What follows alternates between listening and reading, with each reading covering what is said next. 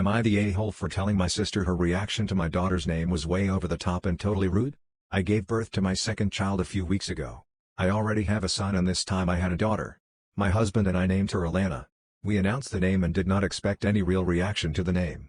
But my sister had an almost immediate reaction of OMG, why would you name your child Alana? And it was so confusing to me because it was such a strong reaction.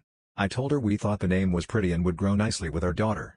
She told me it was the worst name ever and I was so shocked that I didn't even ask her at that point why she hated it so much. We didn't speak for a week and then she said we needed to talk.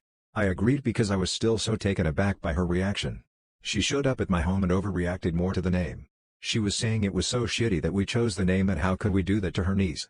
I asked her what she was talking about and asked her why she hated the name so bad. I was wondering if she'd had some terrible experience with an Alana unbeknownst to me. But all she could say is the name was ugly and an easy target for being made fun of. I asked how and she said it was pukey and nobody should be saddled with such a terrible name. She said we needed to change the name before our daughter got too old. She said she didn't know what to say to me knowing I had chosen Alana as a baby name. She was giving me nothing reasonable, at least to me, since I do not think Alana is exactly an easy name to be bullied over, so I told her reaction to the name was over the top and totally rude to my husband and to me. I told her she might not love the name but she did not need to go so hard on us for giving our daughter the name. She told me I was rude and should listen to her when she's trying to save my daughter from torment. And that I should trust her enough to believe her and not criticize her. Am I the a-hole for planning on getting married before my twin sister? My fiancé recently surprised me with a proposal on a trip in Iceland, Sept 2023. I said yes and we excitedly started discussing wedding visions. It's important to mention my twin messaged me a seemingly random date for August 2024 while I was on vacation. When I questioned it she simply said my wedding. This exchange of messages took place before my fiancé proposed to me. After our trip, we attended a dinner at my parents' house with family, my twin, and her fiancé in attendance. She got engaged Sept 2022. Over dinner everyone was curious on when we were planning on getting married so we honestly answered maybe July 2024. I will also say before our response together, I jokingly said August 1, 2024 and everyone laughed including her fiancé.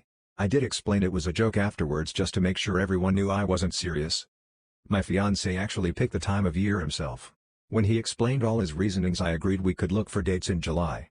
Later that week I had a call with my twin and she brought up the joke date asking if I was serious. I explained no, it was a joke. She asked if we were serious about July, to which I told her yes. She told me my fiancé and I were being disrespectful and she expected an apology from him for choosing that time of year because we knew she already had a set date in August. I explained we did not pick that time of year with any intentions of hurting her feelings or being malicious or evil. She did not care. The phone call ended after she explained she could not put into words correctly how she felt and she would contact me later. She never reached out so I waited until the next day to call and talk to her. I asked if she'd had time to figure out the right words so I could understand how she felt. She told me she didn't need to explain anything because she'd already told me she felt disrespected. The call then devolved to her basically screaming and yelling at me. She requested that I not talk to her about wedding-related things until I have a set date and venue with a deposit put down. The basic message I got from her is she does not want me to get married before her even if it's only by a month. Other than that it is very hard to get her to clearly communicate exactly how she feels or what she means by what she has said. There are other conversations that took place between the dinner and the last phone call with her but I feel I have included the most important information. One of my fiancé's reasons for that time of year are specific to a family member's health. I did not tell my sister this as I did not feel it was my place. Since then my fiancé has had a discussion with her fiancé and disclosed that information. Am I the a-hole for leaving during an intervention I never agreed to? My 36M sister Jane, 34F, have no relationship. She's my sister by blood only. I'll try to be as unbiased as possible here, but she did some pretty crappy things when our father died. Things like withholding information about his estate, attempting to sell his home and split the profits with his fiancée against my knowledge, not actually being physically there when he died in hospice, etc. Afterwards, she would continuously gaslight me to the point that I went NC with her back in 2018. My life has been so much better without her in it.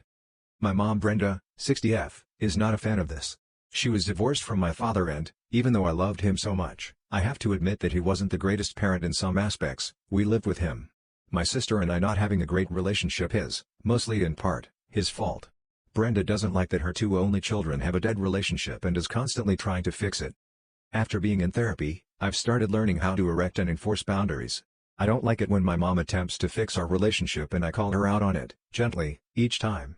For example, a few weeks ago, she mentioned how she wasn't going to name neither me nor Jane as the executor until we fix our shit. I calmly told her I didn't think that was appropriate to say or do and that I didn't like how she isn't taking into account my feelings and why I chose to go and see it with Jane. My wife and I flew in to go visit Brenda this past Friday. My wife and I recently had a son a year ago, so we wanted to visit his grandma. We walked in and were met with half the family standing there, including Jane, who was sitting, claiming that they were doing an intervention on my relationship with Jane. I was speechless. I looked at my wife, who was just as flabbergasted as I was. I said, I'm not doing an intervention and this is enormously inappropriate. My mom went into this tirade of how I'm a grown adult and this behavior is childish. I need to make up with my sister so we can put all of this behind us. We immediately left.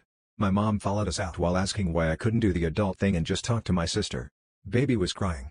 We got into the car and booked a hotel. I booked a new flight for tomorrow and I'm trying my best not to look upset for the baby. My wife says she had nothing to do with this and would never sanction it if she knew. My wife's phone and mine have been blowing up non-stop with the family accusing me of being a drama queen and hurting my mom's feelings.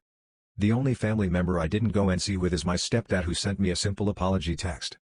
With all these text messages, I'm starting to doubt myself. My next therapy session isn't until next Friday and I'm not sure how to feel.